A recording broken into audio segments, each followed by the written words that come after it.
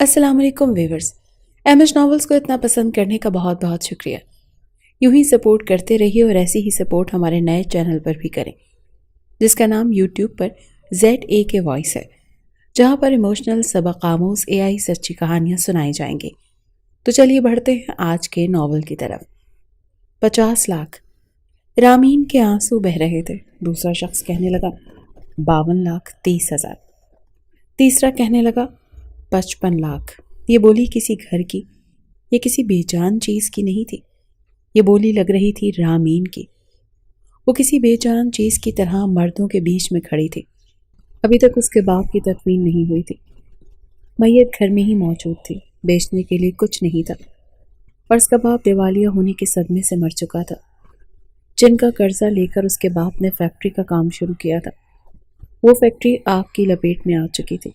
सब कुछ तबाह हो गया था, और आज अपने बाप का कर्जा उतारने के लिए रामीन के पास अपने आप के अलावा और कुछ नहीं था। कोई उसके कपकपाते होंठों को देखकर अपने होंठ काट रहा था, तो कोई उसके हसीन रंगो रूप को देखकर आंखें झपकना भूल गया था। कोई उसके लंबे बालों को देखकर फरीफ्ता होने लगा।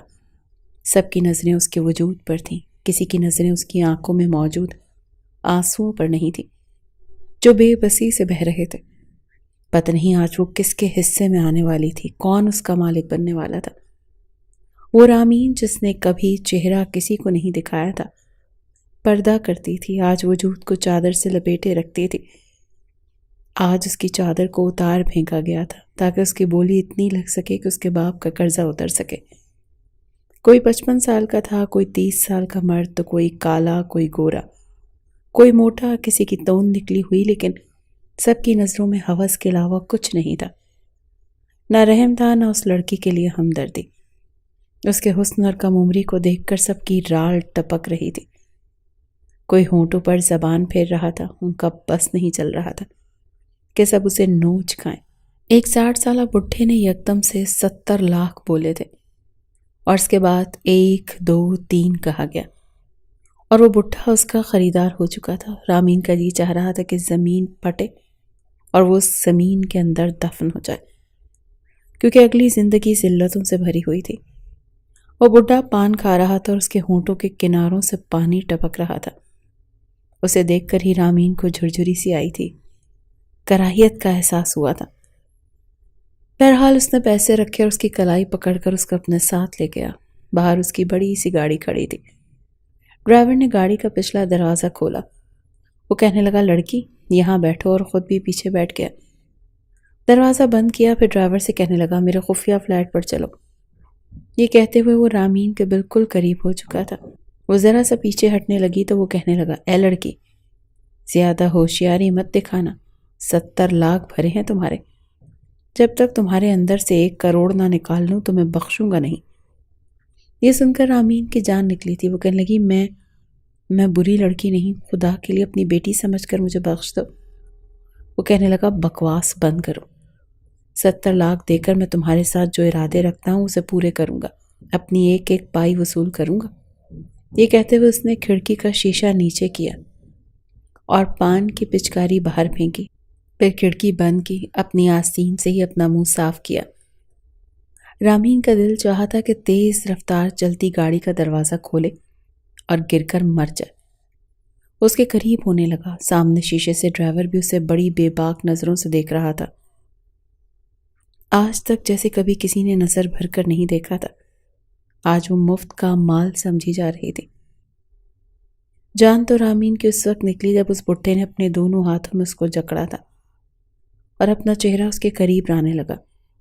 फिर उसके ड्राइवर पर नज़र पड़ी तो वो भी बड़ी ही दिलचस्पी से उन्हें देख रहा था।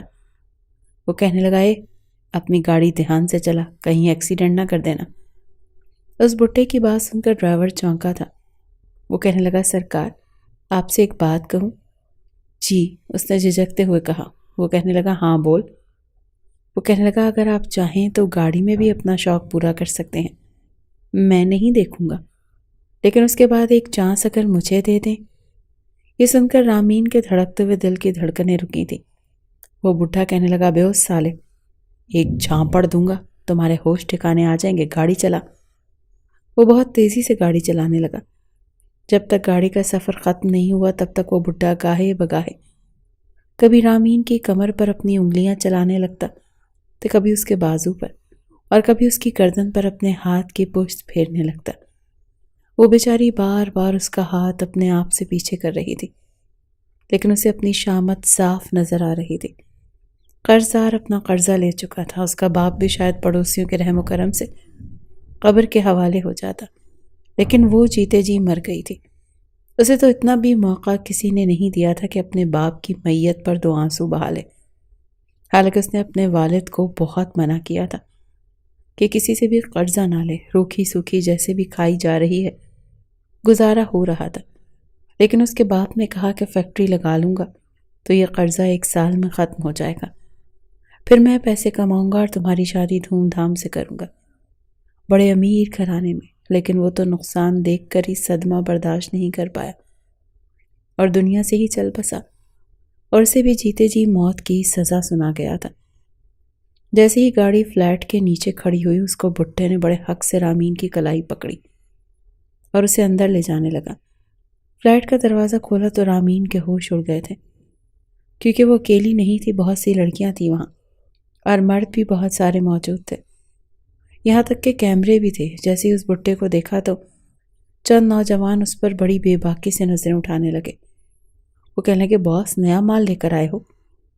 وہ تو یوں بات کر رہے تھے جیسے وہ انسان نہ ہو، کوئی بے جان چیز ہو جس کا سودا کیا گیا ہو۔ وہ بڈھا کہنے لگا، ہاں پہلے میں اس کے ساتھ وقت گزاروں گا، اور ہاں کیمرہ تیار ہے نا؟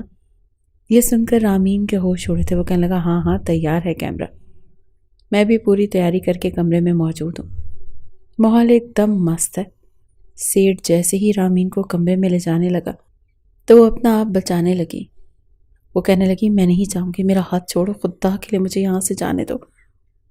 ان میں سے ایک شخص کہنے لگا، سیٹ مجھے نہیں لگتا یہ لڑکی تجھے قریب آنے دے گی، میں تو کہتا ہوں سالی کو ایک انجیکشن کھونپ دو تاکہ ویڈیو اچھی بن سکے۔ رامین کی یہ سن کر جان لبوں پر آئی تھی۔ وہ کہنے لگا، نہیں، میں اسے ہوش و حواس میں رکھنا چاہتا ہوں، اسے سنبھالنا میرا کام ہے، بس کیمرہ مین کو بولو کہ وہ اپنے کیمرے کی سیٹنگ کو ٹھیک رکھیں۔ وہ کہنے لگا، کمرہ تیار ہے، آپ جا سکتے ہیں۔ جیسے ہی وہ بڈھا رامین کو کمرے کے اندر لے کر گیا، کمرے کا خوابناک ماحول دیکھ کر اس کے ہوش اڑے تھے۔ کمرے میں ہلکی ہلکی ملگجی سی روشنی پھیلی ہوئی تھی، صرف نائٹ بلب چل رہا تھا، اور وہاں پر ایک کیمرہ مین ہاتھ میں کیمرہ لیے کھڑا تھا۔ وہ بڈھا اسے زبردستی کھینچ کر بیڈ پر پھینک چکا تھا، پھر کیمرہ مین کو اشارہ کرنے لگا۔ وہ کہنے لگا، دیکھو میرا چہرہ نہیں آنا چاہیے، بس یہ لڑکی نظر آئے۔ وہ کہنے لگا، اوکے باس، ایسا ہی ہوگا۔ اس بڈھے نے رامین کے گلے سے دوپٹہ اتار کر دور پھینکا تھا اور پھر بیڈ پر اس کے پاس چلا گیا، لیکن وہ اپنا بچاؤ کر رہی تھی، وہ اپنا آپ چھڑوانے کی کوشش کر رہی تھی۔ اسی چھینا جھپٹی میں رامین کے کپڑے جگہ جگہ سے پھٹ گئے تھے۔ پھر ایک زوردار تھپڑ اس بڈھے نے رامین کے چہرے پر مارا تھا۔ وہ کہنے لگا، زیادہ نخرے دکھائے گی تو اپنے ساتھ 2 مردوں کو اور بلا لوں گا، سیدھی طرح جو میں چاہتا ہوں مجھے کرنے دے، ورنہ جو میں کرنا چاہتا ہوں تیرے ساتھ بیک وقت 3 مرد کریں گے۔ رامین کا حلق تو جیسے خشک ہوا، اسے لگا جیسے کسی نے اس کے اندر سے سارا خون نچوڑ لیا۔ اس سے پہلے کہ وہ بڈھا اس کے ساتھ کچھ غلط کرتا، دروازہ بڑی زور سے دھڑ دھڑایا گیا۔ وہ کہنے لگا، کون ہے کمینہ؟ باہر سے آواز آئی، ایس ایچ او کامران شاہ، دروازہ کھول ورنہ میں توڑ دوں گا۔ وہ بڈھا فوراً سے پیچھے ہٹا اور کہنے لگا، شٹ، لگتا ہے پولیس نے ریڈ مار دی ہے۔ اس سے پہلے کہ وہ رامین کو کہیں چھپانے کی کوشش کرتا، رامین بڑی تیزی سے بیڈ سے اٹھی اور اس نے کمرے کا دروازہ کھول دیا۔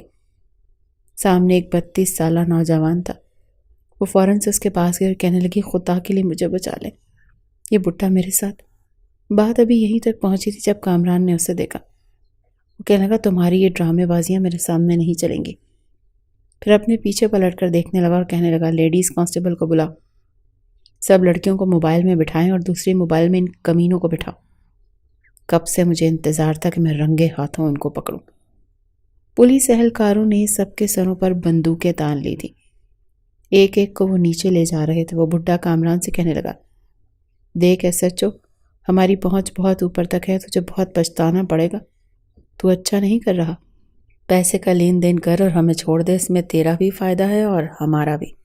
ایک زوردار تھپڑ کامران شاہ نے اس بھٹے کے منہ پر مارا تھا اور وہ دور جا کر گرا تھا۔ وہ کہنے لگا، یہ رشوت کی لالچ کسی اور کو دینا، میرے ساتھ کیا ہوگا یہ بات کی بات ہے، لیکن جب تک میں تم لوگوں کے ساتھ کیا کروں گا یہ تم لوگوں نے سوچا بھی نہیں ہوگا۔ کامران شاہ اپنے قانون خود بناتا ہے اور اس کا جو جی چاہتا ہے وہ کر گزرتا ہے۔ بات کی بعد میں دیکھی جائے گی، چلو بٹھاؤ ان سالوں کو، انہیں میں چھوڑوں گا نہیں۔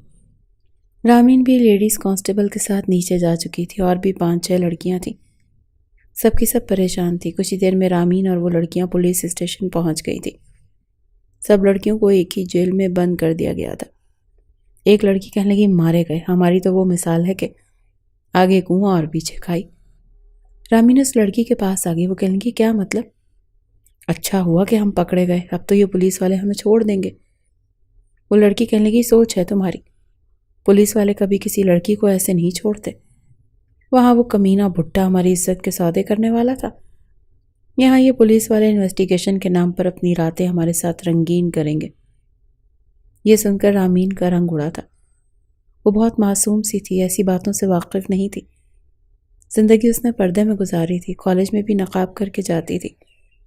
ایسی باتیں، ایسی زبان اس نے کبھی نہیں سنی تھی۔ وہ بہت بڑی مصیبت میں پھنس گئی تھی۔ اسے لگا کہ پولیس ان کی خیر خواہ ہے، ان کی مدد کرے گی، لیکن ایسا نہیں ہوا تھا۔ اب وہ اس لڑکی کی بات سن کر پریشان ہوئی تھی کہ پتہ نہیں اب انجام کیا ہوگا۔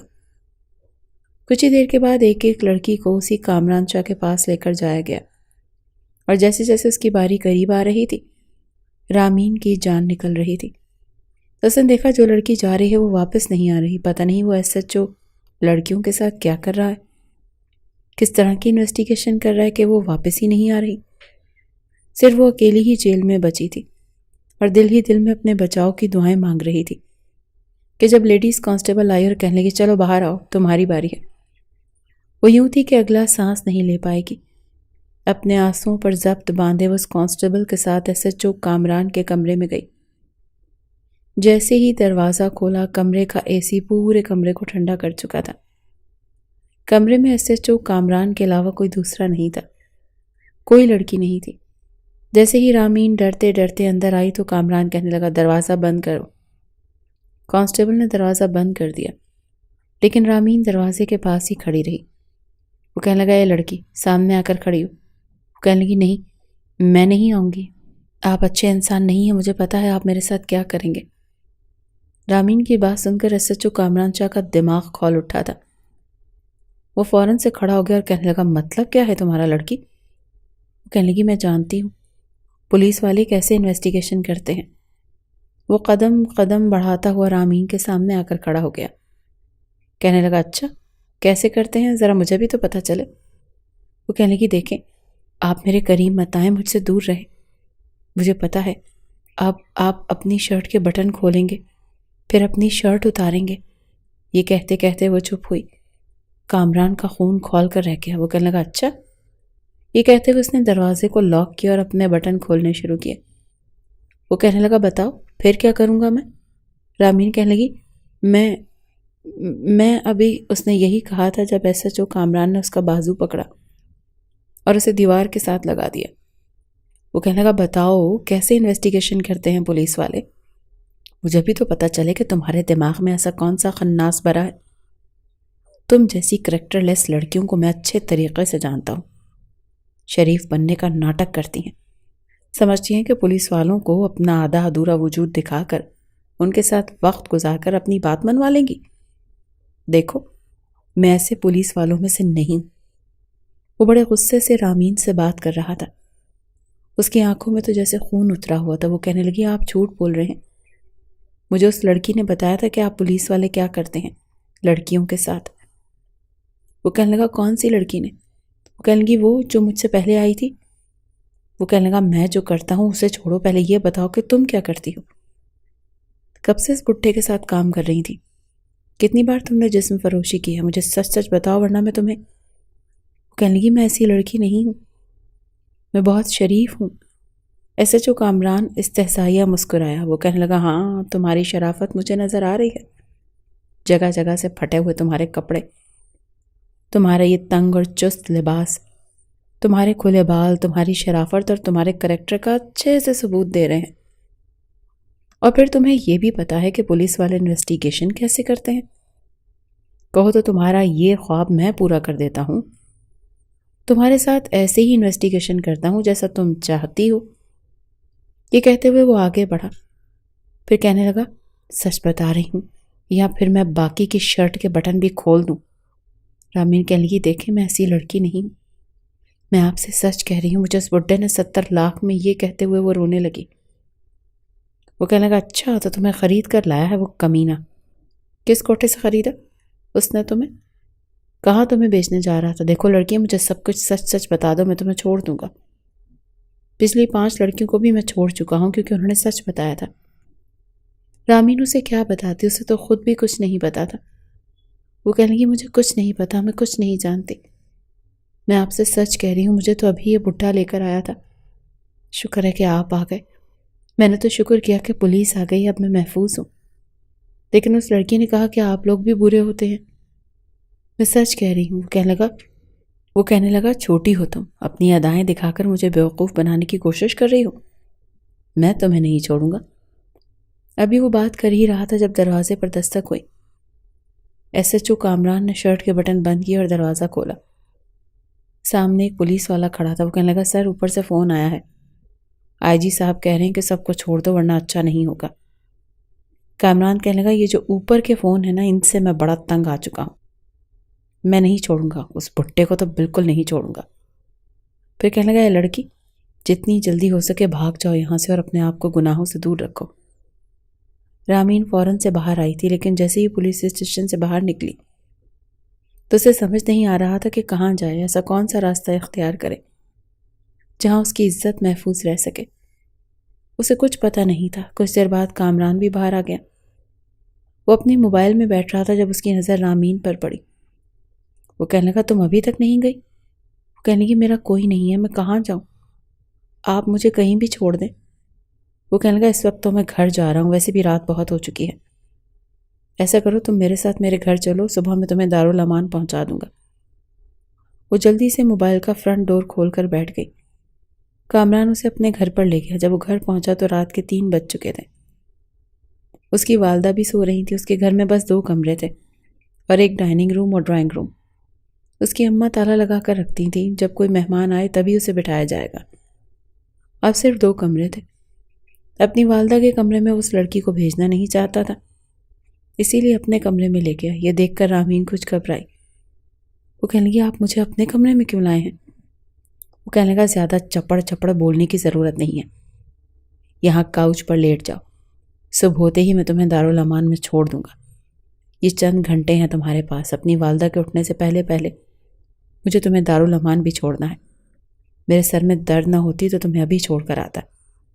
1 ہفتے سے میں دن رات کام کر رہا ہوں، اب جب کہ میں اپنے مشن میں کامیاب ہو گیا ہوں تو آئی جی صاحب کو یاد آ گیا، پتہ نہیں یہ لوگ کب ہمارے ہاتھوں کو آزاد کریں گے اور کب ہم لوگ ایسے لوگوں کو اور ایسی برائیوں کو ختم کریں گے۔ دیکھو، جو کچھ تم پہلے کر چکی ہو، اس زندگی سے توبہ کر لو تو بہتر ہے۔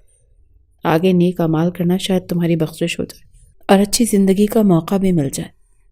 یہ کہہ کر وہ اپنے بیڈ پر لیٹ چکا تھا اور اپنی بیگ پر رکھا دوسرا تکیہ اس نے زمین پر پھینکا تھا۔ وہ کہنے لگا، ادھر منہ کر کے سو جاؤ۔ پھر ایک لحاف اپنے بیڈ سے اٹھایا اور اس لڑکی کو دے دیا۔ وہ کہنے لگا، اپنے اوپر اوڑھ لو۔ رامین نے وہ لحاف خود پر لپیٹا اور سو گئی۔ لیکن سب کمرے میں بڑی زور کی دستک ہوئی تھی۔ دونوں ہی ہڑبڑا کر اٹھے تھے۔ ابھی تو کامران کی ٹھیک سے آنکھ نہیں کھلی تھی جب رامین نے دروازہ بھی کھول دیا، لیکن سامنے اس کی والدہ کھڑی تھی۔ کامران کے کمرے میں ایک لڑکی کو دیکھ کر روبینہ بیگم کے ہوش اڑے تھے۔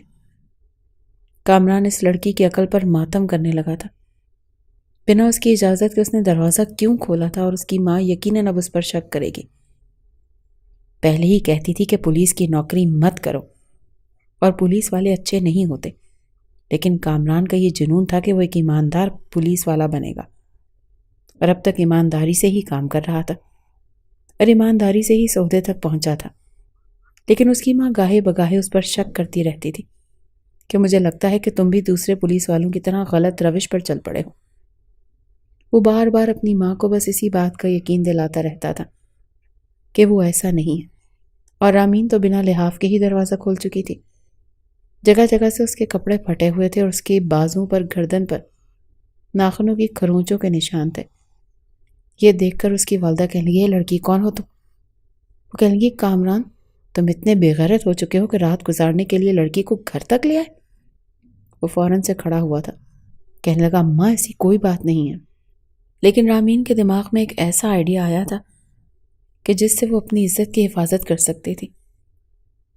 اس سے پہلے کہ کامران کچھ بولتا، رامین روبینہ بیگم کے گلے لگ کر رونے لگی، کہنے لگی، آپ کے بیٹے نے مجھے برباد کر کے رکھ دیا، مجھے کہیں منہ دکھانے کے قابل نہیں چھوڑا۔ یہ سن کر تو کامران کے ہوش اڑ گئے تھے، اور روبینہ بیگم تو کھا جانے والی نظروں سے کامران کو دیکھ رہی تھی۔ وہ کہنے لگی، یہ لڑکی کیا کہہ رہی ہے؟ وہ کہنے لگا، یہ لڑکی کیوں جھوٹ بول رہی ہو؟ اماں کو سچ بتاؤ کہ میں تمہیں کیوں لایا ہوں۔ وہ کہنے لگی، رات گزارنے کے لیے لائے تھے، اور کس لیے لے کر آئے تھے؟ دیکھیں اماں جی، میں ایک شریف گھرانے کی لڑکی تھی، میرے باپ نے کسی سے قرضہ لے کر اپنی فیکٹری کھولی تھی، لیکن اس فیکٹری کو آگ لگ گئی، میرے والد کا دیوالیہ ہو گیا، اور یہ صدمہ میرے والد سے برداشت نہیں ہوا، ان کا انتقال ہو گیا، لیکن قرض داروں کو پیسہ چاہیے تھا، اس لیے انہوں نے میری بولی لگائی۔ ایک بڈھے نے مجھے خریدا تھا، مجھے اپنے ساتھ فلیٹ میں لے کر گیا، لیکن تبھی انہوں نے ریڈ ماری۔ میں نے تو شکر کیا کہ پولیس والے میری عزت کی حفاظت کریں گے، انہوں نے سب لڑکیوں کو جانے دیا، لیکن مجھے اپنے ساتھ یہاں پر لے آئے، اور رات کو میرے ساتھ۔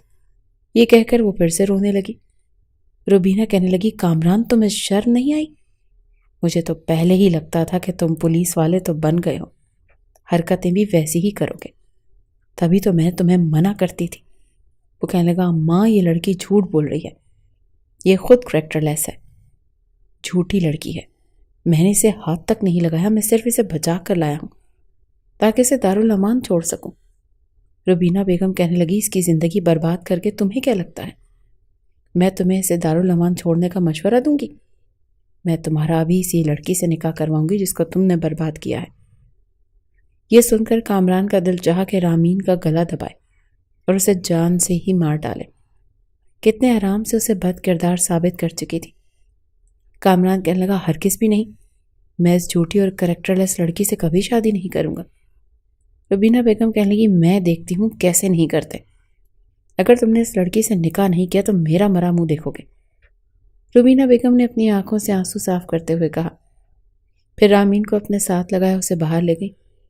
کامران تو اپنا سر پکڑ کر رہ گیا تھا۔ کچھ ہی دیر میں روبینہ بیگم نے مسجد کے امام صاحب کو بھی فون کر کے بلا لیا کہ نکاح پڑھوانا ہے۔ وہ مسجد کے امام بھی تھے اور نکاح خواں بھی تھے۔ سچ چند مسجد کے ہی معزز لوگوں کو لے کر گھر پہنچ گئے۔ کامران کا بس نہیں چل رہا تھا کہ اس لڑکی کے ساتھ کیا نہ کر گزرے جس نے کھڑے کھڑے اسے بدنام کر کے رکھ دیا تھا۔ اپنی ماں کے سامنے وہ کچھ کہہ نہیں سکتا تھا، وہ اپنی ماں کی نظروں میں گر چکا تھا۔ دل چاہ رہا تھا کہ اس لڑکی کو اپنے ہاتھوں سے مار ڈالے، اور وہ ایک ایماندار پولیس والا تھا، چاہتا تھا کہ بیوی بھی نیک اور سلجھی ہوئی ہو، لیکن اس لڑکی نے کامران کے ساتھ جو کچھ کیا تھا وہ فراموش کرنے کے قابل نہیں تھا۔ بہرحال اپنی ماں کے سامنے اس نے کچھ نہیں، چپ چاپ نکاح کر لیا۔ لیکن نکاح کے فوراً بعد ہی رامین نے کہا کہ میں ان کے کمرے میں نہیں سوں گی، مجھے ان سے ڈر لگتا ہے۔ وہ جانتی تھی کہ کامران اسے چھوڑے گا نہیں کیونکہ اس نے جھوٹ بولا تھا۔ وہ کہنے لگی، پلیز اماں جان، مجھے آپ اپنے کمرے میں رکھ لیں، میں آپ کے کمرے میں زمین پر سو جاؤں گی، لیکن ان کے کمرے میں نہیں جاؤں گی۔ روبینہ بیگم کہنے لگی، اچھا ٹھیک ہے۔ وہ کہنے لگی، کامران، مجھے تم سے یہ امید نہیں تھی، کون سا جانوروں والا سلوک کیا ہے تم نے اس لڑکی کے ساتھ کہ وہ تمہاری شکل بھی دیکھنے کو تیار نہیں۔ کامران کچھ بھی کہتا تو اس کی ماں اسے جھوٹا ہی سمجھتی، اسی لیے وہ چپ چاپ اپنے کمرے میں چلا گیا۔ دروازہ بڑی زور سے بند کیا، لیکن سوچ چکا تھا کہ جب بھی اسے موقع ملے گا اس لڑکی کو چھوڑے گا نہیں۔ پوری رات غصے کے مارے اس کا خون کھولتا رہا اور وہ سگریٹ پہ سگریٹ پیتا رہا۔ ایک طرف سے آئی جی صاحب کا اس پر پریشر تھا کہ وہ سیٹھ کو چھوڑ دے، لیکن ابھی تک وہ سیٹھ کامران کے قبضے میں تھا۔ اگر وہ چاہتا تو اسے گولیوں سے بھون کر ختم کر دیتا اور کہتا کہ کاؤنٹر میں مارا گیا۔ وہ بھی اسی چکر میں تھا، انہی سوچوں میں گم تھا، لیکن یہ نئی مصیبت اس کے گلے پڑ چکی تھی۔ اس سیٹھ کو تو کامران نے آئی جی کے کہنے پر چھوڑ دیا، لیکن جیسے ہی وہ اپنی گاڑی میں کچھ ہی فاصلہ طے کر کے سنسان سڑک پر پہنچا، تو وہیں کامران کی خفیہ نوجوانوں نے اس پر حملہ کر دیا اور اسے مار ڈالا تاکہ برائی ختم ہو سکے، کیونکہ قانونی طور پر ایسے لوگوں کی سزا نہیں دی جاتی۔ اب وہ کافی مطمئن ہو چکا تھا اور اب اسے رامین کو مزہ چکھانا تھا، جو اسے دیکھتے ہی ماں کے پیچھے یوں چپتی جیسے پتہ نہیں اس نے اس کے ساتھ کیا کیا ہے۔ رات کو اسے نیند نہیں آ رہی تھی، سوچا کہ چلو چائے پی لوں۔ جیسے ہی وہ کچن میں آیا تو کھٹ پٹ کی آواز پر اس کے کان چوکنے ہو گئے تھے۔ جب اس نے دیکھا تو رامین اپنے لیے چائے بنا رہی تھی۔ اسے یوں تنہا کچن میں دیکھ کر اس نے جلدی سے تیز قدم بڑھائے اور رامین کی کلائی پکڑ لی۔ وہ بری طرح سے ڈری تھی۔ اس نے چولہا بند کیا تو دوسرا ہاتھ رامین کے منہ پر رکھا تاکہ وہ چلا نہ سکے۔ اسے اپنے حصار میں دبوچا اور اپنے کمرے میں لے آیا۔ رامین تو اس افتاد کے لیے تیار نہیں تھی۔ اپنے کمرے میں لا کر ہی اس نے اسے پیچھے دھکیلا تھا اور کمرے کا دروازہ بند کر دیا۔ وہ کہنے لگا، کیا کہا تم نے؟ میں نے تمہاری عزت کو برباد کیا۔ تمہیں پتہ ہے عزت کو برباد کرنا کیا ہوتا ہے؟ دوسروں پر الزام لگانا کیا ہوتا ہے؟ وہ کہنے لگی، پلیز پہلے میری بات سن لیں۔ وہ کہنے لگا، نہیں، پہلے تمہیں برباد کروں گا، تمہیں بتاؤں گا کہ برباد ہونا کیسا ہوتا ہے، پھر تمہاری بات سنوں گا۔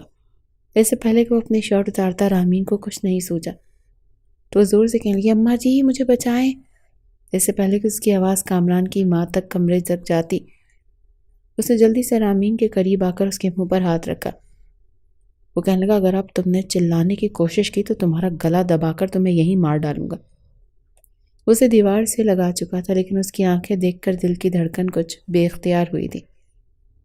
بلا شبہ وہ خوبصورت تھی، کسی کا بھی دل اس کے حسن کو دیکھ کر ڈول جائے، لیکن کامران کی نظر میں وہ ایک کریکٹر لیس لڑکی تھی اور وہ ایسی لڑکی کے ساتھ کچھ بھی کرنا نہیں چاہتا تھا۔ لیکن اب دل کی بے اختیاریاں بڑھنے لگی تھی۔ اس سے پہلے کہ وہ خود پر قابو کھونے لگتا، اس نے اس کے منہ سے ہاتھ ہٹایا۔ وہ کہنے لگا، جا یہاں سے۔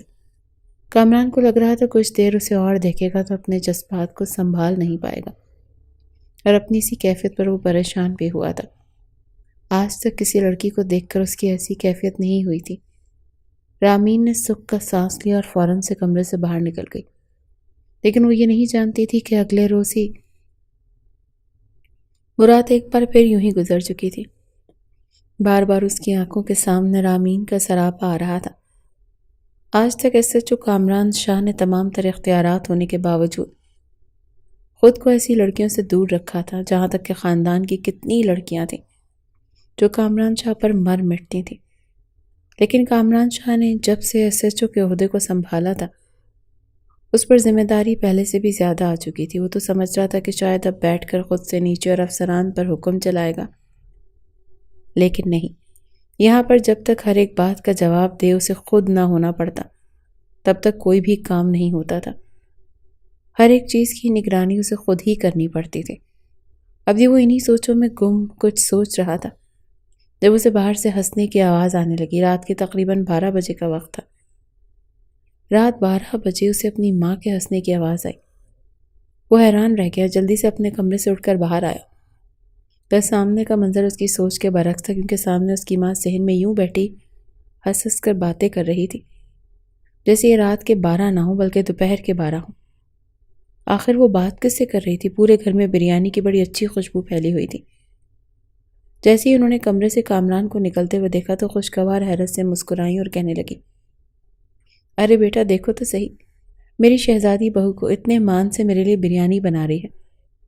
آج مجھے نیند نہیں آ رہی تھی، میں نے اس لڑکی سے کہا کہ میرا اس وقت پتہ نہیں کیوں بریانی کھانے کو جی چاہتا ہے۔ اس نے فوراً اٹھ کر بریانی بنانا شروع کر دی۔ یہ سن کر کامران کے ماتھے پر بل پڑ چکے تھے۔ وہ اسے صرف اور صرف حقارت اور تلخی سے ہی دیکھ رہا تھا۔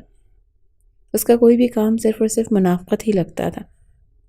کچھ دیر بعد بریانی بن کر تیار ہو چکی تھی۔ خوشبو ایسی تھی کہ کامران کا بھی جی چاہ رہا تھا کہ وہ بھی کھائے، لیکن ذہن میں بار بار یہی سوالات آ رہے تھے کہ وہ کوئی شریف لڑکی نہیں بلکہ بازاری لڑکی ہے۔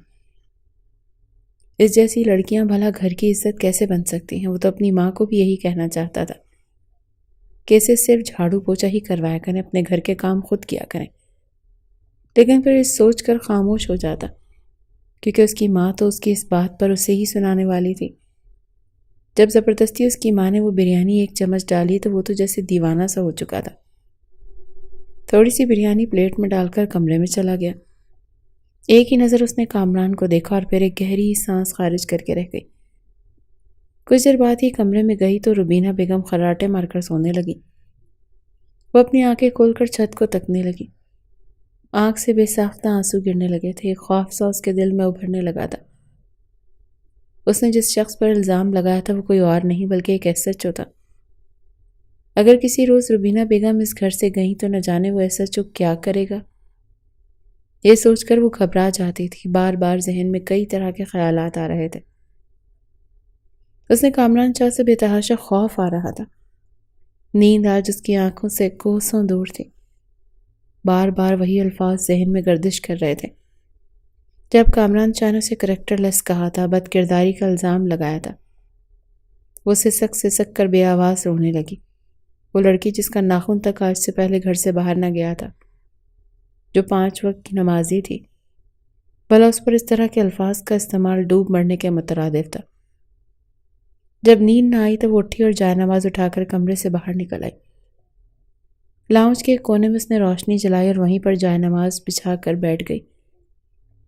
کتنی ہی دیر اپنی اس حالیہ زندگی پر وہ اللہ تعالیٰ سے بات کرتی رہی، روتی رہی۔ اس کی سسکیاں کامران شاہ کے کانوں تک بھی پہنچی تھی۔ کمرے سے اٹھ کر باہر آیا تو اسے یوں روتا دیکھ کر اس کے ماتھے پر بل پڑ چکے تھے۔ چلتا وہ اس کے پاس چلا آیا اور پھر کچھ دیر اسے دیکھتا رہا۔ جیسے وہ نماز سے فارغ ہو کر اٹھی تو دونوں ہاتھ سینے پر باندھ کر کہنے لگا، کس بات کی معافی مانگ رہی ہو تم؟ اس بات کی کہ ایک شریف لڑکے کو تم نے بڑے اچھے سے پھنسا لیا؟ کامران شاہ تم جیسی بد کردار گھری ہوئی نیچ لڑکی کو کبھی بھی اپنی بیوی نہیں بنا سکتا، جس سے ہر مرد چک چکا ہو۔ وہ مرد جو جگہ جگہ منہ مارتے ہوں، انہوں نے نہ جانے کیسی کیسی نظریں تمہارے وجود کے قد و خال پر ماری ہوں گی، نہ جانے کیا کیا غلیظ حرکتیں کی ہوں گی۔ کیا تم جانتی ہو کہ کامران شاہ کا معیار کیا ہے؟ تم جیسی گھٹیا لڑکی بھلا کامران شاہ کی عزت بننے کے لائق بھی تھی؟ فکر مت کرو، بہت جلد تمہیں میں اس گھر سے چلتا کروں گا، لیکن اس سے پہلے تمہیں اس قدر اذیتوں کا شکار بناؤں گا کہ تم چاہ کر بھی کسی کو منہ دکھانے کے لائق نہیں رہو گی۔ وہ پہلے ہی رو رہی تھی اور کامران شاہ کے ان الفاظوں کو سن کر مزید رونے لگی اور روتے ہوئے ٹوٹے ہوئے انداز میں کہنے لگی کہ دیکھیے کامران، میرا اس دنیا میں آپ کے سوا کوئی بھی نہیں ہے۔ باہر بھیڑیے بیٹھے ہیں مجھے نوچنے کے لیے۔ میں نے آپ کی ماں کو جو حقیقت بتائی وہی سچ ہے، وہ جھوٹ نہیں تھا۔ میرے باپ نے سچ میں فیکٹری کے نام پر پیسے لگائے تھے، جس کے بعد میری بولیاں لگتی رہیں۔ لیکن کامران طنزیہ انداز میں ہنس کر اس کے قریب آنے لگا، لیکن اگلے ہی پل اسے وہیں اسی حالت میں چھوڑ کر وہ اپنے کمرے میں چلا گیا۔ اسے اس وقت اس لڑکی پر شدید غصہ آ رہا تھا۔ چند روز جو ہی گزر گئے، کامران ایک خاص مشن میں مصروف ہو چکا تھا۔ اس دوران ان دونوں ساس بہو کی جوڑی پہلے سے بھی زیادہ مضبوط ہو چکی تھی۔ ایک صبح کامران شاہ کی کال آئی تو سن کر روبینہ بیگم کے چہرے پر خفگی کے تاثرات آ گئے۔ جب رامین نے دیکھا تو پوچھنے لگی، آنٹی سب خیریت تو ہے؟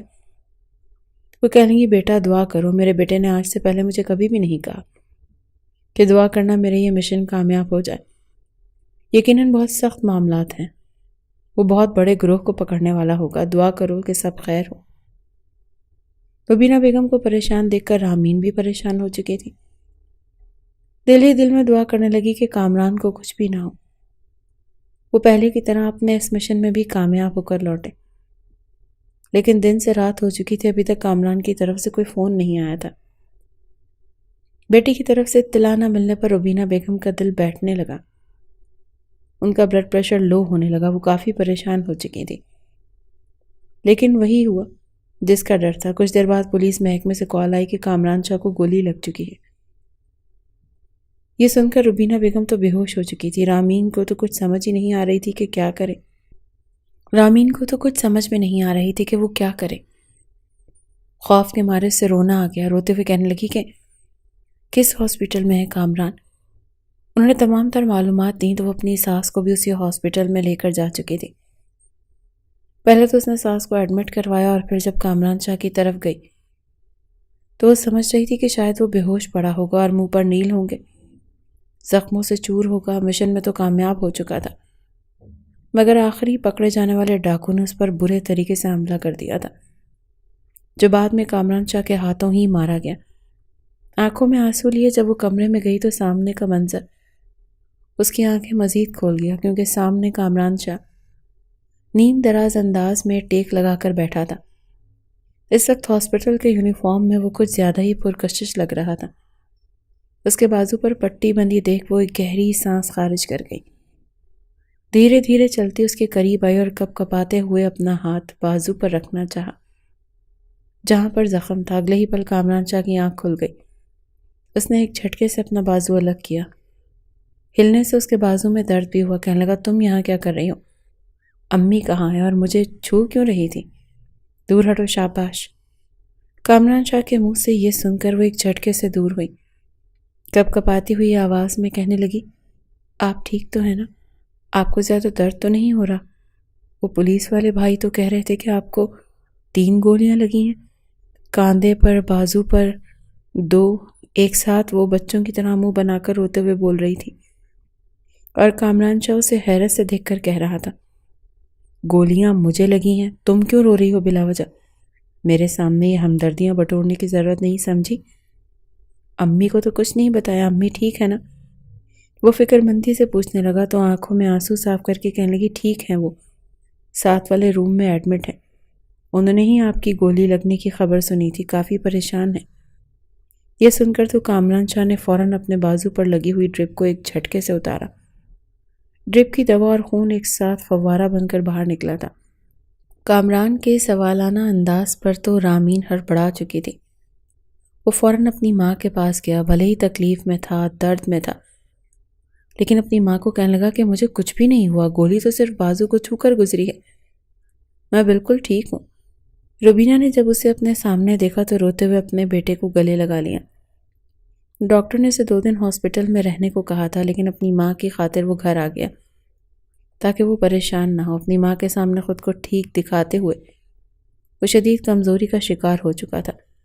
کچھ دیر اپنی ماں کے ساتھ رہا، مگر جیسے ہی اپنے کمرے میں آیا تو اچانک اس کے قدم لڑکھڑانے لگے۔ رامین نے آگے بڑھ کر فوراً بازو پکڑا تھا۔ اس کا وجود اس وقت آگ کی طرح جھلس رہا تھا۔ وہ اسے بازو سے پکڑ کر کمرے میں لے جانے لگی تو کہنے لگا، چھوڑو مجھے کوئی ضرورت نہیں ہے ہاتھ لگانے کی۔ شاید دوا کا بھی اثر تھا اور کچھ بخار کی وجہ سے منہ میں بڑبڑانے لگا۔ کہنے لگا، تم جیسی لڑکی مجھے چھونے کا حق نہیں رکھتی، تم گندی ہو، بری ہو، میں تم جیسی لڑکیوں پر تھوکنا بھی پسند نہیں کرتا۔ وہ مسلسل بولے جا رہا تھا۔ جب اس نے اپنے کردار پر یہ الفاظ سنے تو اس نے کامران کو جھٹک دیا اور غصے میں کہنے لگی، بس بہت بول دیا آپ نے، آپ کو شرم نہیں آتی کہ آپ میں انسانیت موجود نہیں ہے؟ جب ایک لڑکی بار بار آپ کو بول کر حقیقت بتا رہی ہے تو آپ کو سمجھ نہیں آتا؟ لیکن کامران کو اس کے جواب دینے کی ہمت موجود نہیں تھی۔ وہیں بیڈ پر گر چکا تھا، بخار کی حالت میں، جوتوں سمیت، اور بازو بیڈ پر لگنے کی وجہ سے پٹی سے ہلکا ہلکا خون بھی رسنے لگا تھا۔ وہ درد سے کرا رہا تھا، لیکن وہ اسے اسی حالت میں چھوڑ کر باہر آنے لگی، جو بار بار اس کے کردار کشی کر رہا تھا، اسے برا بھلا کہہ رہا تھا۔ پھر بھلا کیوں وہ اس کے ساتھ اپنی بیوی کے فرائض نبھاتی؟ ہاں، اس نے غلط کر کے اس کے ساتھ شادی کی تھی، لیکن وہ اس طرح سے بھی تو اس پر اپنا غصہ نکال سکتا تھا۔ بار بار اس کی پاک دامنی پر ہی سوال کیوں اٹھاتا تھا؟ وہ کمرے سے باہر آ گئی اور دروازہ دھڑلے سے بند کر کے دوسرے کمرے میں جا کر لیٹ گئی، لیکن مسلسل کراہنے کی آواز سن کر اس کا ضمیر اسے ہی ملامت کرنے لگا کہ رامین، وہ تمہارا شوہر ہے، حقیقت سے انجان ہے، تمہیں ایسا نہیں کرنا چاہیے۔ وہ شخص بخار میں تڑپ رہا ہے، اگر یہ نہ ہوتا تو تمہارے ساتھ کیا ہوتا؟ اس کی ماں نے تمہیں اتنی عزت دی، محبت دی۔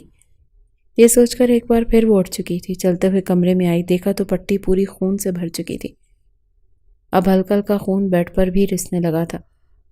وہ جلدی سے اس کے پاس آئی، سب سے پہلے تو زخم کی ڈریسنگ کی، اس کے بعد ٹھنڈے پانی کی پٹیاں اس کے ماتھے پر رکھنے لگی، مگر کہیں بھی کامران کو سکون نہیں آ رہا تھا، اس کا وجود بخار میں جھلس رہا تھا۔ اگلے ہی پل بخار میں اس نے اپنی شرٹ کو اتار کر دور پھینکا۔ وہ شرٹ لیس اس وقت رامین کے سامنے موجود تھا۔ اس کا کثرتی پرکشش بدن دیکھ کر رامین کے چہرے کی ہوائیں اڑنے لگیں۔ وہ ابھی بھی برف جیسے ٹھنڈے پانی سے اس کے ماتھے پر پٹیاں رکھ رہی تھی۔ رومال اٹھا کر اس نے جیسے ہی باؤل میں رکھا تو اگلے ہی پل کامران نے آنکھیں بند کیے، اس کا ہاتھ پکڑ لیا، اس کے ہاتھوں کو اپنے چہرے پہ رکھنے لگا۔ شاید وہ اس کے ٹھنڈے ہاتھوں سے ٹھنڈک محسوس کرنا چاہتا تھا۔ وہ چپ چاپ اسے دیکھ رہی تھی، جس نے اگلے ہی پل اپنا سر اٹھا کر اس کی گود میں رکھ دیا۔ چہرہ سرخ لال ہو رہا تھا جب وہ رامین کا ہاتھ پکڑے ہوئے ہی اپنی گردن پر مسلنے لگا۔ وہ ہڑبڑا رہی تھی۔ کامران، یہ کیا کر رہے ہیں آپ؟ میرا ہاتھ چھوڑیں، میں آپ کے سر پر پٹی رکھ دیتی ہوں، بتائیں کچھ چاہیے آپ کو؟ آپ کے کھانے کے لیے کچھ لاؤں؟ لیکن وہ تو اس کے ہاتھ کو پکڑ کر اپنے سینے پر لے آیا اور اگلے ہی پل اس کا دوسرا ہاتھ رامین کی کمر پر گردش کرنے لگا۔ وہ خود کو مزید رامین کے قریب کر رہا تھا، یہاں تک کہ اس نے رامین کو کمر سے کھینچ کر اپنے قریب لٹا دیا۔ اس کے زخمی بازو کو دیکھ کر ہڑبڑا سی گئی، کہنے لگی کہ کامران، اپنے بازو کو زیادہ موومنٹ مت کریں، آپ کو درد ہوگا۔ اس وقت آپ کو شدید بخار ہے، کاش آپ اور جھوٹ نہ بولتے اور 2 دن ہاسپٹل میں ہی رہ جاتے۔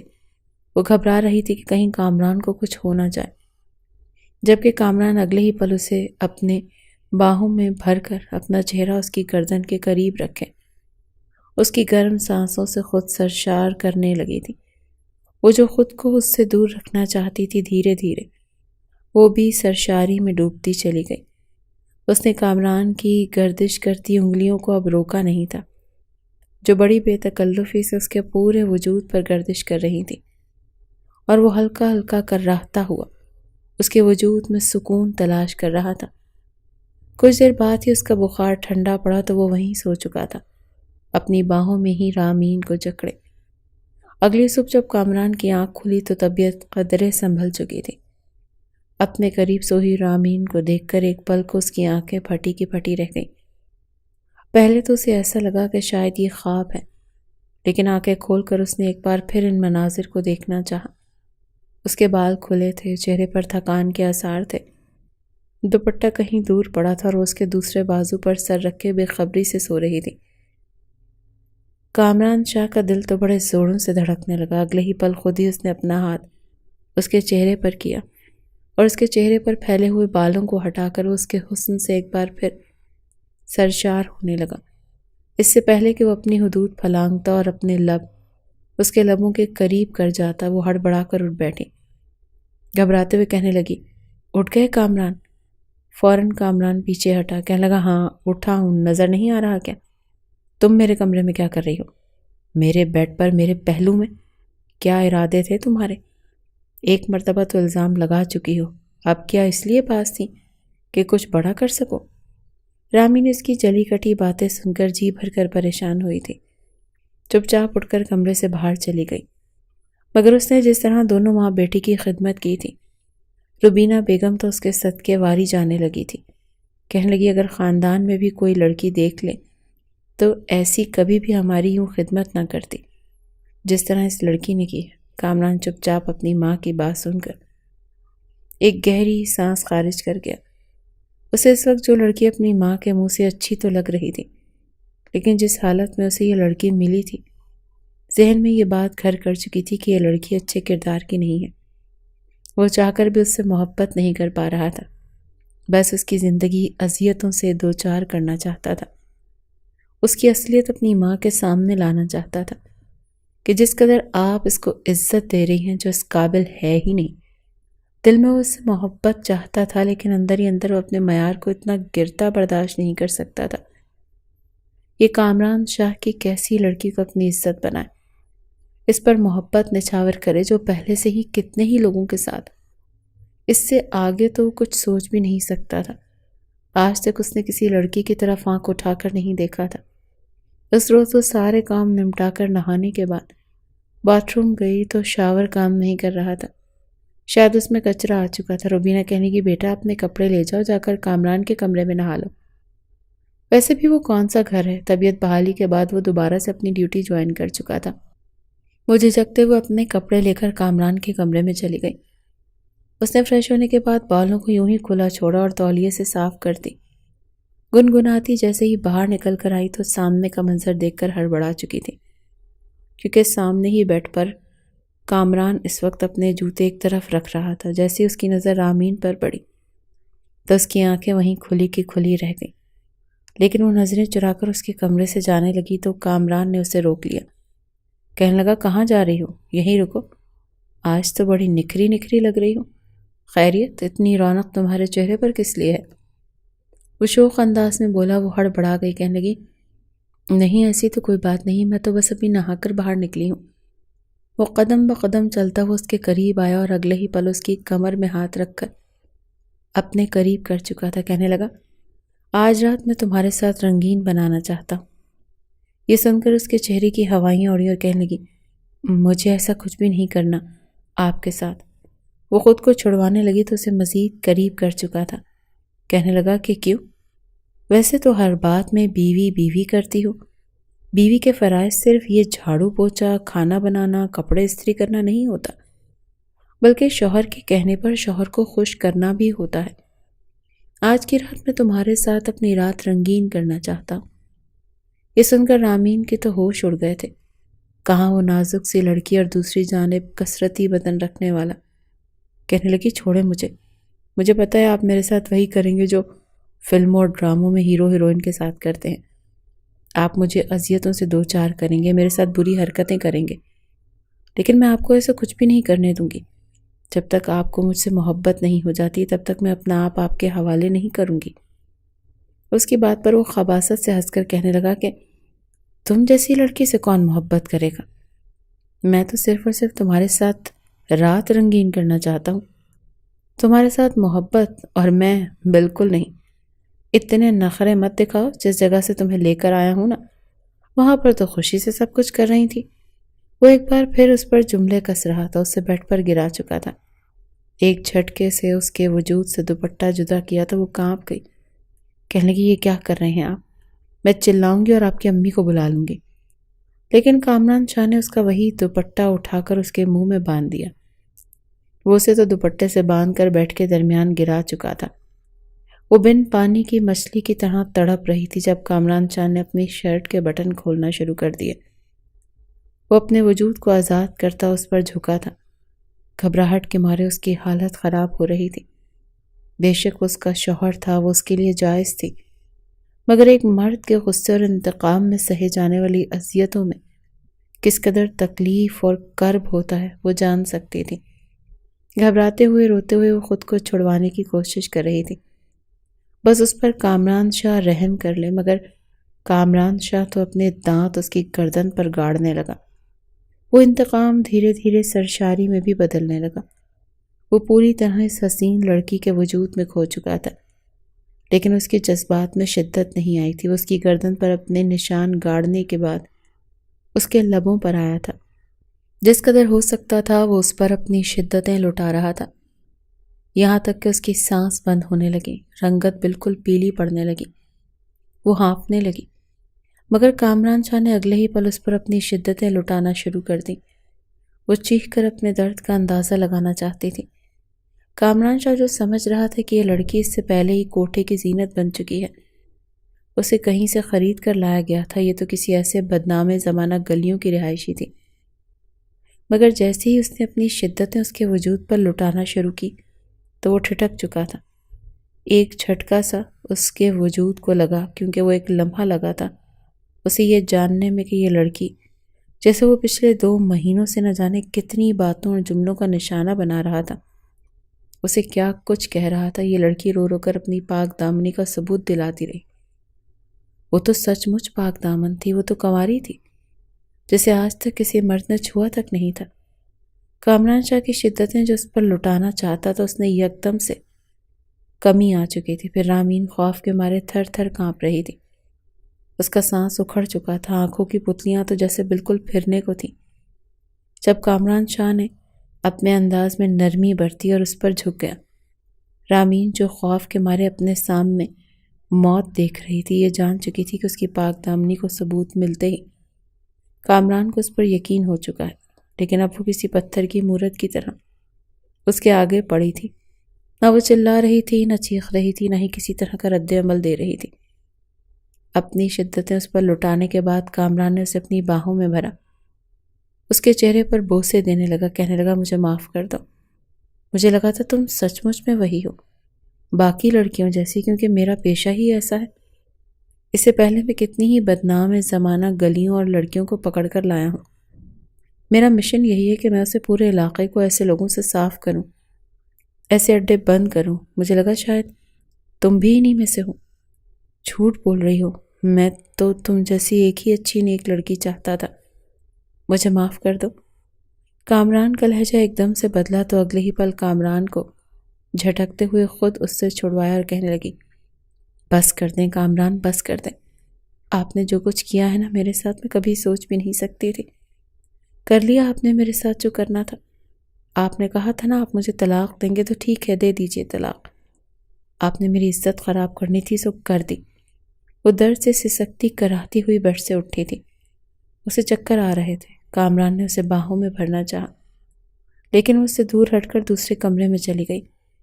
کامران سر پکڑ کر بیٹھ چکا تھا۔ واقعی یہ لڑکی جو کچھ کہہ رہی تھی سچ کہہ رہی تھی، لیکن وہ کیا کرتا؟ اس کی ڈیوٹی ایسی تھی جس میں اس کا تعلق تھا۔ وہاں پر ٹریننگ کے دوران تشویش کرنا، شک کرنا سکھایا جاتا تھا۔ ظاہری سی بات تھی وہ زیادہ تر وقت اپنی ڈیوٹی کے دوران ایسے مجرموں کے ساتھ گزارتا تھا۔ پھر کیسے وہ ایک دم سے اس لڑکی پر اندھا یقین کر لیتا جس نے جھوٹ بول کر اس سے نکاح کیا تھا؟ وہ اپنا سر پکڑ کر بیٹھ گیا، شرمندہ ہونے لگا۔ لیکن اس وقت اگر وہ اپنی ماں کے کمرے میں جاتا تو اچھا خاصا پروپیگنڈا شروع ہو سکتا تھا۔ وہ وہیں بیڈ پر سوچتے سوچتے سو گیا۔ اگلی صبح جب اس کی آنکھ کھلی تو ایک نئی قیامت اس کے انتظار میں تھی۔ اس کی ماں گھبرائے ہوئے کہنے لگی، بیٹا یہ رامین کہاں ہے؟ پورے گھر میں ڈھونڈ لیا، کہیں نہیں ملی۔ کدھر چلی گئی یہ لڑکی؟ آج سے پہلے تو اس نے گھر سے باہر قدم نہیں نکالا تھا۔ جب سے اس گھر میں آئی ہے جو بھی کام ہو مجھے ہی کہتی ہے۔ کامران کی تو آنکھیں کھلنے لگی تھی۔ تبھی اسے سائڈ ٹیبل پر ایک کاغذ پڑا ہوا ملا جس میں اس نے روبینہ کے لیے پیغام چھوڑا تھا کہ آنٹی میں ہمیشہ ہمیشہ کے لیے آپ کے اور آپ کے بیٹی کی زندگی سے جا رہی ہوں۔ آپ نے مجھے اپنی بیٹیوں جیسی محبت دی، بہت شکریہ، لیکن شاید میں اس قابل نہیں تھی۔ وہ جا چکی تھی اور کامران یوں تھا کہ کاٹو تو خون نہ نکلے۔ پہلی بار روبینہ نے اپنے بیٹے کو تھپڑ مارا تھا۔ یہ کیا کہا تو نے اسے جو گھر چھوڑ کر چلی گئی؟ میری بہو صرف اور صرف رامین ہی ہے، جاؤ جا کر اسے لے کر آؤ۔ وہ فوراً گھر سے نکلا تھا۔ پورا دن مارا مارا گلیوں میں پھرتا رہا، سڑکوں پر لوگوں سے اس کے بارے میں پوچھتا رہا۔ جیسے جیسے اندھیرا پھیل رہا تھا اس کی آنکھوں میں آنسو آ رہے تھے۔ اس نے اپنی فورس کو رامین کو ڈھونڈنے پر لگا دیا۔ آسمان پر بادلوں کو دیکھ کر وہ مزید گھبرا سا گیا۔ بارش تیز ہو چکی تھی جب وہ اپنے گھر کے قریب ایک مقام پر رک کر گاڑی سے باہر نکل آیا۔ ڈپریشن اور ذہنی دباؤ نے اسے اس قدر بے چین کر دیا کہ وہ سڑک پر گر کر رامین کا نام لے کر چلانے لگا۔ رامین جو پاس ہی ایک جانب درخت کے نیچے بیٹھی بھیگ رہی تھی، خود کو چھپا کر بیٹھی تھی کہ کسی درندے کے ہاتھ نہ لگ جائے۔ اس چلانے کی آواز پر اس نے درخت کی اوٹ سے نکل کر دیکھا۔ رو رو کر اس سنسان علاقے میں وہ چلا کر کہتا، رامین کہاں ہو تم؟ پلیز واپس آ جاؤ۔ ساری زندگی بھلے ہی مجھے اپنے قریب مت آنے دینا، لیکن واپس آ جاؤ۔ میں وعدہ کرتا ہوں دوبارہ کبھی تمہیں کچھ نہیں کہوں گا۔ جتنی سزائیں دینی ہیں، چاہے انگاروں پر چلاؤ یا کانچ کے ٹکڑوں پر، میں ہر ایک سزا ماننے کو تیار ہوں، لیکن پلیز واپس آ جاؤ۔ رامین نے جب ایس ایچ او کامران شاہ کو یوں روتے دیکھا تو وہ ہڑبڑا چکی تھی۔ شاید اس کے دل میں رحم تھا۔ وہ چلتے ہوئے جا کر ایس ایچ او کامران شاہ کے سامنے کھڑی ہو گئی۔ کامران شاہ نے روتے ہوئے جیسے ہی اپنے چہرے سے ہاتھ ہٹائے اور سامنے دیکھا تو رامین کھڑی تھی۔ ایک پل کو اس نے پلکیں جھپکی، دیکھا کہ خواب ہے یا حقیقت، اور پھر اگلے ہی پل اسے اپنے سینے سے لگا لیا۔ روتے ہوئے کہنے لگا، معاف کر دو مجھے، میں غلط تھا، جو چاہے سزا دے لو لیکن مجھے معاف کر دو۔ وہ پتھر کی مورت بنی کھڑی تھی، کہنے لگی، کیوں آئے ہیں ڈھونڈنے مجھے؟ میں تو گندی عورت ہوں نا، بازاری۔ ابھی وہ اتنا ہی بولی تھی جب اس نے اس کے منہ پر ہاتھ رکھ دیا۔ خبردار، ایک لفظ بھی اور نہیں، خاموش ہو جاؤ۔ میں نے تمہیں جو کچھ بھی کہا میں جانتا ہوں، میں اس کا مداوع کیسے کروں گا، کیسے کفارہ ادا کروں گا، مگر میں تمہاری قسم اٹھا کر کہتا ہوں کہ اگر تم مجھے اجازت نہیں دو گی تو میں تمہارے سامنے ساری زندگی ایسے گزار دوں گا مگر تمہیں ہاتھ تک نہیں لگاؤں گا۔ تمہیں اتنی محبت، اتنی خوشیاں دوں گا جس کی تم حقدار ہو۔ شاید ایسے ہی میں کفارہ ادا کر سکوں۔ وہ اسے اپنے ساتھ گھر لے آیا تھا۔ روبینہ بیگم نے جب اسے دیکھا تو ان کی جان میں جان آئی تھی۔ اپنی بہو کو سینے سے لگا کر رونے لگی۔ کچھ دن تو دونوں کے بیچ خاموشی سے گزرے، لیکن دھیرے دھیرے ان کا رویہ ٹھیک ہونے لگا۔ روبینہ بیگم نے جب یہ دیکھا تو کہنے لگی، خیر ہے؟ کیا دونوں ایک دوسرے کو بلیوں کی طرح گھور گھور کر چھپکے چھپکے دیکھتے رہتے ہو؟ بس مجھے اگلے 2 ماہ کے اندر اندر خوشخبری چاہیے۔ بند کرو یہ آنکھ مچولی تم لوگ۔ اس روز اپنے ہاتھوں سے روبینہ بیگم نے اپنے بیٹی کی دلہن سجائی تھی۔ وہ بالکل دلہن کی طرح تیار کروا کر کمرے میں بٹھا چکی تھی۔ کامران جب ڈیوٹی سے واپس آیا تو اسے اس کے کمرے میں جانے نہ دیا۔